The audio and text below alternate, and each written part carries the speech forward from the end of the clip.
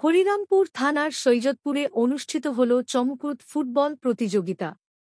হরিরামপুর থানার অন্তর্গত সৈয়দপুর ফুটবল মাঠে আজ এক বিশাল ফুটবল খেলার আয়োজন করা হয়।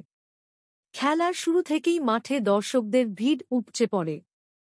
স্থানীয় ক্লাবের উদ্যোগে আয়োজিত এই খেলায় এলাকার বিভিন্ন দল অংশগ্রহণ করে। খেলার মাঠে দুই দলের মধ্যে উত্তেজনাপূর্ণ প্রতিদ্বন্দ্বিতা দেখা যায়।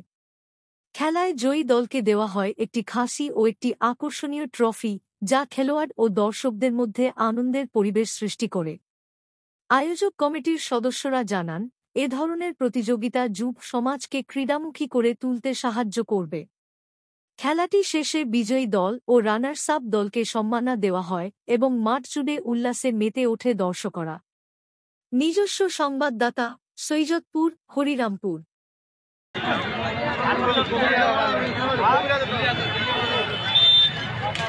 लोग खुशी से बैठा है।